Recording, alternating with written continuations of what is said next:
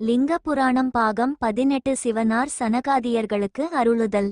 ஒரு சமயம் சனகாதி முனிவர்கள் பரமேஸ்வரனை அணுகி அவர்களுக்கு அருள் புரிய வேண்டினர். அப்பொழுது பரமன் அவர்களுக்கு அருளியது: ஜீவன் உற்பிசம், சுவேதசம், சராயுசம், அண்டசம் எனப்படும் 4 வகை பிறப்புகளுக்குள் உட்படுகிறது. ஷட்கோசம் எனப்படும் உதிரம், தோல், தசை, எலும்பு, மூளை, நிணம் எனும் 6 ஜீவன் அன்னை வயிற்றில் தோன்றி இறக்கும் வரையில் துன்பமே அடைகிறது. வித்தையானது பரமவித்தை, பரவித்தை என 2 வகை. நான்மறைகளைக் கற்று அவற்றால் பெறுவது பரமவித்தை. அறிவினால் உணரப்படுவது பரவித்தை ஆகும். மேலும் நிறம், குணம், மாசுமறுவற்று, உறுப்புகள் ஏதுமின்றி கருத்துக்கு எட்டாதது, தன்னை தவிர வேறு பொருள் இல்லாத பரம்பொருளை அறிவது பரவித்தை.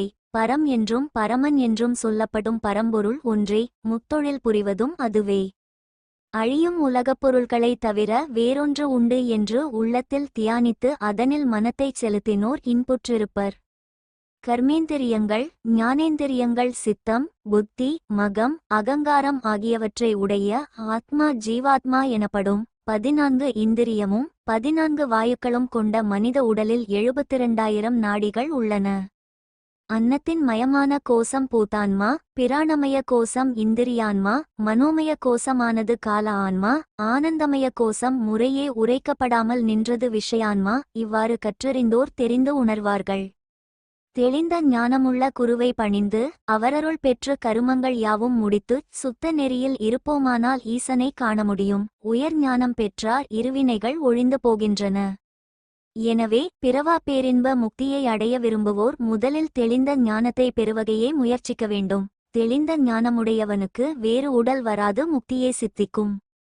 ஞானம் பெறாது முக்தி அடைய முடியாது. ஞானத்தைச் சிறந்த தியானத்தால் மட்டுமே பெற இயலும். உந்திக்கு மேல் 12 அங்குலத்தின் முடிவில் மென்மையான தாமரை இருப்பதாக தியானிப்பது ஞானத்தின் முதல் அங்கம். அணிமா முதலிய 8 வகை சித்திகள் அத்தாமரைக்கு இதழ்களாகும். அம்மலரின் மீது அனைத்துக்கும் ஆதியாய் தனியாய் தெளிந்த பரஞ்சுடராய் ஈசன் உலவுவதாகச் சிந்திக்க வேண்டும்.